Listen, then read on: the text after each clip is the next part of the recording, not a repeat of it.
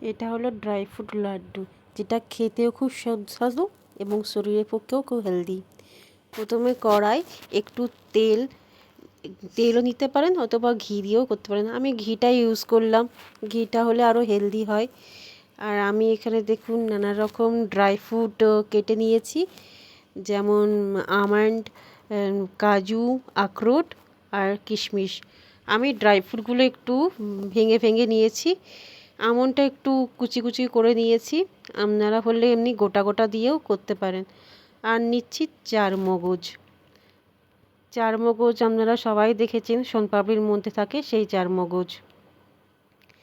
আর main উপকরণ খেজুর। এরপর আমি গরম ঘিয়ে ড্রাই ফ্রুটগুলোকে দিয়ে দিচ্ছি। ঘিটা যেন একটু গরম হয় হালকা, তারপরে আমি ড্রাই ফ্রুটটা দিয়ে দিলাম। এরপরে আমি হালকা করে আঁচে নাড়তে থাকবো, যেন না লেগে না যায়। হালকা হালকাভাবে একটু ভাজা ভাজা করব। দেখবেন ঘিয়ের স্মেলটা খুব ভালো বেরোচ্ছে যখন। এইভাবে আমি হালকা আঁচে নাড়তে থাকবো। নাড়তে নাড়তে নাড়তে নাড়তে দেখবেন কড়া থেকে ছেড়ে ছেড়ে আসবে। যখনই ওটা ভাজা ভাজা হয়ে যাবে তখনই দেখবেন কড়াতে ছাড়তে শুরু করেছে ড্রাই ফ্রুট। আপনারা এর মধ্যে চীনাবাদামও অ্যাড করতে পারেন, চীনাবাদাম সেটা অপশনাল। আমার এখানে অনেকগুলো ড্রাই ফ্রুট যেহেতু ইউজ করেছি তাই চীনাবাদামটা ইউজ করলাম না। চীনাবাদাম ইউজ করলেও আপনারা চীনাবাদামটাকে হালকা একটু গুঁড়ো করে নিয়ে নিতে পারেন, এটা আপনাদের চয়েস।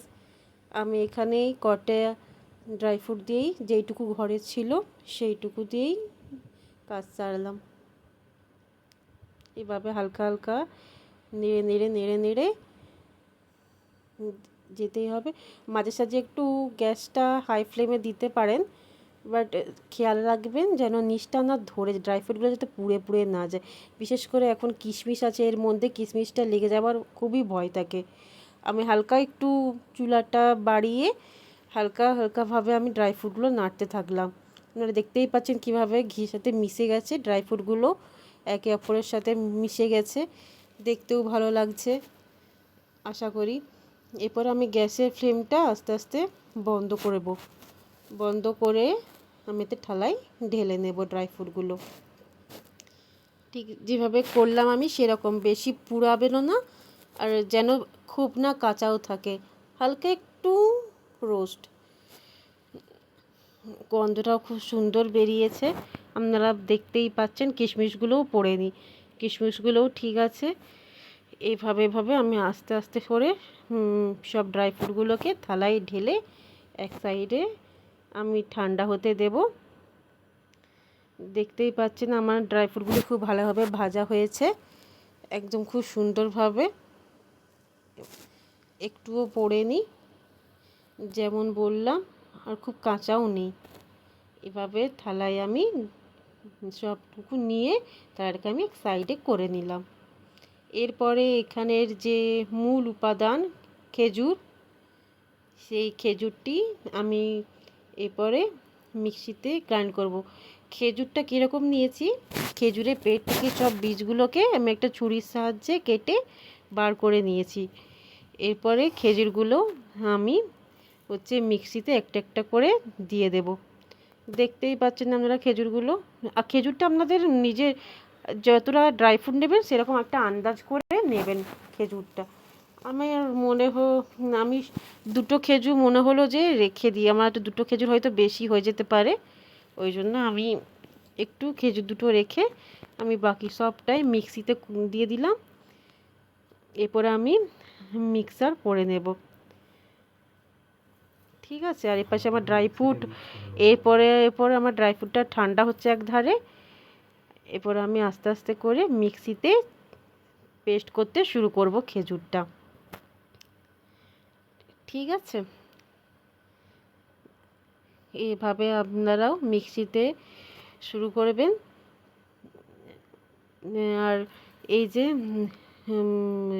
মিক্সিতে একটা খেয়াল রাখবেন, যদি দেখছেন যে খেজুরটা হতে চাইছে না বা মনে হচ্ছে খেজুরটা একটু শুকনো শুকনো, তাইলে কি করবেন, একটু জল ইউজ করতে পারেন। তবে জলটা যে খুব ইউজ করবেন তা কিন্তু না, আমি যেরকম দিলাম পরিমাণ মতন একটু স্লাইড, যাতে একটু নরম হয়, মানে পেস্টটা হতে সাহায্য, যাতে মিক্সিটা মানে শুকনো শুকনো যেহেতু হয়ে যাচ্ছে না খেজুরটা, ওই জন্য আমি একটু জল দিলাম, তা যাতে মিক্সিটা যাতে খেজুরটা পেস্ট হয়ে যায়, কোনো অসুবিধা না হয় পেস্ট হতে। যারা ঠিক আছে,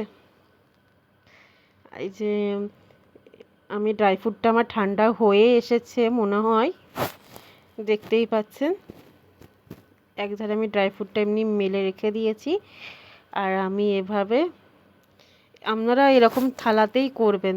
এই দেখুন আমার খেজুরটা পুরোপুরি পেস্ট হয়ে গিয়েছে, খুব ভালোভাবেই পেস্ট হয়েছে, অল্প জল দিয়েছি, অসুবিধা কিছু নেই। দেখুন পুরো একদম আমার নর্মাল যেরকম আমি চাইছিলাম সেরকমই হয়েছে। এরপর আমি গ্যাসের চুলাটা জ্বেলে নেব, ঠিক আছে। তো আমি যেহেতু আগের বারে ড্রাই ফ্রুটটা ঘিয়ে ভেজেছিলাম, তো এইবারে আমি আর ঘি ইউজ করব না, এইবারে আমি চেষ্টা করব আমুল বাটার ইউজ করার। আমুল বাটারটা আমি ইউজ করছি। আপনারা যদি আমুল বাটার না থাকে তো ঘি ইউজ করতে পারেন, কোনো প্রবলেম নেই। আমি একটু আমুল বাটারটা ইউজ করলাম যাতে খেতে একটু টেস্টি হয়। তো আমি আমুল বাটারটা পরিমাণ মতো দিয়ে দেব, যেন আমুল বাটারটা একটু কড়াই গলে, একটু গলে গেলে তারপরে আমি তার মধ্যে খেজুরটা দিয়ে দেব। দেখতেই পাচ্ছেন আমার বাটারটা আস্তে আস্তে গলে যাচ্ছে।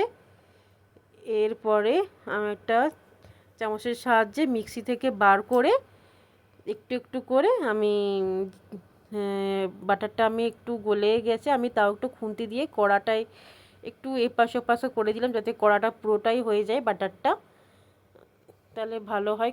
আমি একটু গলে দিতে সাহায্য করছি চটচট করে। এরপরে আমি যেটা বললাম খেজুরটা আমি এরপরে দিয়ে দেব। খেজুরটা যেহেতু বসে গেছে ওই জন্য চামচে উঠছিল না, আমি তাই হাতেই বার করালাম, হাত দিয়েই আমি দিয়ে দিলাম কড়াই। দেখতেই পাচ্ছেন এই এই যে এইভাবে দিয়ে দিতে হবে বাটারটা।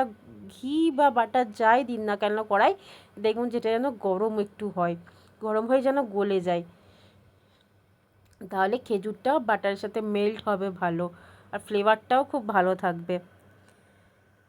এভাবে একবার করে তো দেখুন, খেতে অনেক টেস্টি হয় আর অনেক মজারও হয়। আর এটাই সবচেয়ে ভালো জিনিস, কোনো চিনি লাগছে না, এই খেজুরের মিষ্টিটাই আপনার মিষ্টি হয়ে যাচ্ছে, সুগার ফ্রি, একদম ক্যালোরি ফ্রি, কোনো কিছু প্রবলেম। কেউ যদি ডায়েটে থাকেন তো এই মিষ্টিটা আপনারা ট্রাই করতেই পারেন, অনেক হেলদি, আর বাচ্চাদের জন্যও খুব ভালো। অনেকে আছে ড্রাই ফ্রুট খেতে চায় না, এভাবে করে দিলে অনেক বাচ্চারা চকলেট ভেবে খেয়ে নেয়, খেজুর খেতে চায় না যে বাচ্চারা অনেক, এভাবে আপনারা বাচ্চাদেরকে খেজুর খাওয়াতে পারেন। তাহলে তাহলে বাচ্চাদের শরীরে প্রোটিনও গেল, আর একটু ওদের ভালো লাগলো, মনে হলো কি ওরা চকলেট খাচ্ছে, এইভাবে খেয়ে নেবে বাচ্চারা। এই দেখুন আমি কীভাবে এইভাবে কড়াই আস্তে আস্তে করে খেজুরের পেস্টটাকে ভালো করে আমি মেল্ট করে নিচ্ছি বাটারটা, খুব ভালোভাবে আমি একটু করে নেব বাটারটা খেজুরটার সাথে। খেজুরের পেস্ট আমি এখানে আরবের খেজুরটা নিয়েছি, আপনারা পারলে এমনি যেরকম নর্মাল খেজুর হয় সেরকম খেজুরও নিতে পারেন। এই দেখুন, দেখতেই পাচ্ছেন আমি কিভাবে কড়াটা নাড়ছি, এটা কিন্তু নেড়ে যেতে হবে, নয়তো লেগে যাওয়ার চান্স আছে না, হাতা বা খুন্তি দিয়ে যাই দিয়ে করুন না কেন, এবার কিন্তু নেড়ে যাবে, যেন এই যে ভাজা হচ্ছে দেখতেই পাচ্ছেন আপনারা, যেন ভাজাটা হচ্ছে সেরকমভাবে যেন ভাজাটা হয়ে যায়। একটু খেজুরেরও খুব স্মেল আসছে, খুব সুন্দর।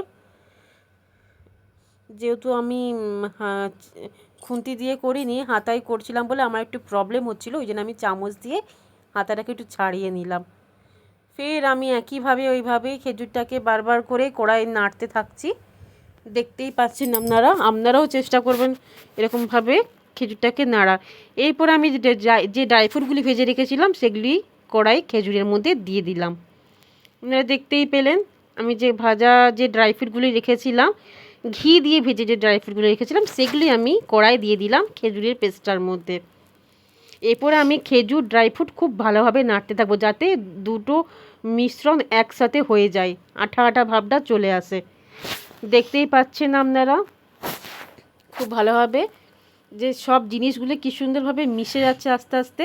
এরকমভাবে আমি যেরকম চিপে চিপে চিপে চিপে করছি কড়াই, সেরকমভাবে আপনারা করবেন।